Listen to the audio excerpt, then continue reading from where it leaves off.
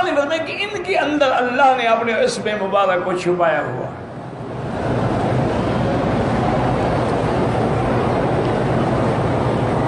یہ اسی اسم اعظم کی برکت تھی نا کہ جب سلیمان علیہ السلام نے فرمایا کہ ایکم یاتینی بعرشہا، کون اس کا تخت لے کے آئے گا اس کے آنے سے پہلے، تو جن نے کہا کہ میں لے آؤں گا اتنی دیر میں جتنی دیر آپ کی مجلس ہوتی ہے۔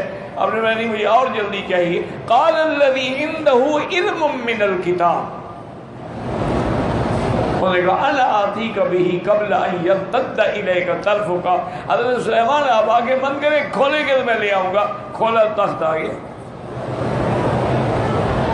تو یہ اسم اعظم۔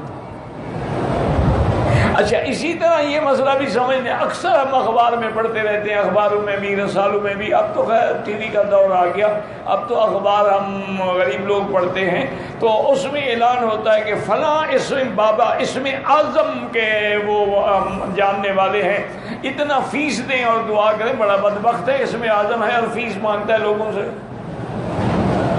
اچھا اسم اعظم ہے اس کے پاس، یہ جھوٹ ہوتا ہے۔ اور باقی چیز جو ہے نا، اصل بات یہ ہے کہ علماء نے بعض اسماء کو جمع کیا ہے، جیسے یا اللہ، یا رحمان، یا رحیم، یا حی، یا قیوم، یا ذی الجلال والاکرام، یا الہی الہنا الہ کل شیء لا الہ الا انت۔ انہوں نے کہا اسی میں ہے اسم اعظم۔ لیکن ایک بات یاد رکھیں کہ اللہ کے اسماء میں میرا ایمان ہے کہ اسم اعظم ہے۔ الذی سمیت بہ نفسک وانزلتہ فی کتابک وعلمتہ احدا من خلقک واستأثرت بہ فی علم الغیب عندک، تو حدیث میں ہے، لیکن اس کے لیے شرط ہے۔ جیسے ایک اللہ والے کو کسی نے بڑا تنگ کیا کہ اسم اعظم سکھائیں، تو مجبور ہو گئے، حضرت اس کو لے گئے، اور این دریا چڑھا ہوا تھا اور دریا میں پورا جوش تھا اور موسم بھی بڑا ٹھنڈا تھا، تو حضرت نے فرمایا کہ بیٹا بات سنو، اس دریا میں جاؤ، اس کنارے پہ ایک درخت ہے، اس کا ایک پتا توڑ کے لے آؤ، اگر تم مر گئے تو الحمدللہ، آ گئے تو میں تمہیں اسم اعظم سکھاؤں گا۔ مر گیا تو جان چھوٹی، وہ تو عاشق تھا پکا، انہوں نے کہا حضرت بھی جاتا ہوں، بس جناب لگائی چھلانگ اور گیا دریا میں۔ بہرحال خلاصہ یہ ہے کہ وہ پتا لے آیا، جب پتا لیا آپ نے فرمایا بھی ٹھیک ہے، درخت بھی یہی ہے، پتا بھی یہی ہے، تو انہوں نے کہا حضرت اب مجھے اسم اعظم، انہوں نے کہا بس ایک بات بتا دو میں تمہیں اسم اعظم سکھاتا ہوں۔ انہوں نے کہا جی، فرمایا کہ جاتے ہوئے یا آتے ہوئے کبھی تم پر ایسا وقت آیا تھا کہ جب تمہیں یقین ہو گیا ہوگا میں اب مرتا ہوں، اب نہیں بچتا میں؟ اتنا بڑا دریا ہے، تیر کے جانا تیر کے آنا بچوں کا کھیل تو نہیں ہے نا، تو ایسی کوئی گھڑی آئی، انہوں نے کہا حضرت واپس جب میں آ رہا تھا نا تو ابھی تقریباً چوتھا حصہ دریا باقی تھا کہ میرے سارے اعضاء شل ہو گئے، ہاتھ ہلانا مشکل ہو گیا، ٹانگیں ہلانا مشکل ہو گیا، مجھے 100% یقین ہو گیا کہ میں ابھی ڈوب کے مر جاؤں گا۔ میں نے کہا اس وقت تم نے کیا کہا؟ میں نے کہا تھا یا اللہ، فرمایا یہی اسم اعظم تو ہے۔ میں شریف آدمی کیا سیکھتے، یہی اسم اعظم تو ہے جس نے تمہیں کنارے لگا دیا، لیکن کہو ایسے جیسے اب تم نے دریا میں پکارا تھا کہ اضطرار ہو، آدمی پریشان ہو، بے قرار ہو اور خالص رو کے اللہ کے آگے فریاد کرے، پھر وہی اسم اعظم بن جاتا۔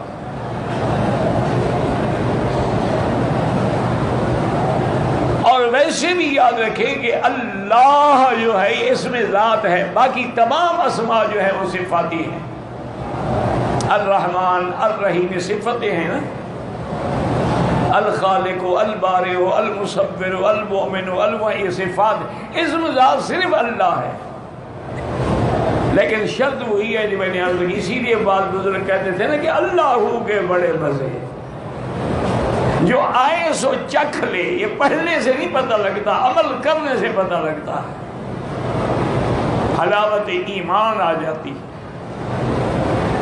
لیکن اسی حال میں پکاریں تو پھر سبحان اللہ۔ ویسے میں آپ کو سکھا دیتا ہوں اسم اعظم، کوئی مسئلہ نہیں، اور کوئی میں آپ سے معاوضہ بھی نہیں دیتا، آپ دعا ہی نہیں کرتے میری صحت کے لیے، اور معاوضہ کیا چاہیے؟ اسم اعظم حاصل کرنے کا بڑا آسان طریقہ، اللہ کے 99 نام ہیں جو صحیح حدیث میں ثابت ہے۔ ویسے تو لوگوں نے 1000 لکھا ہے، 3000 بھی لکھے ہیں، الاسنا فی اسماء اللہ الحسنی کتابیں لکھی گئی ہیں اللہ کے ناموں پر، لیکن جو صحیح نام ہے نا اللہ کے، ان للہ 99 اسما، حضور نے فرمایا اللہ کے 99 نام ہیں اور صحیح حدیث ہے۔ تو ان 99 ناموں میں ہی اسم اعظم ہے،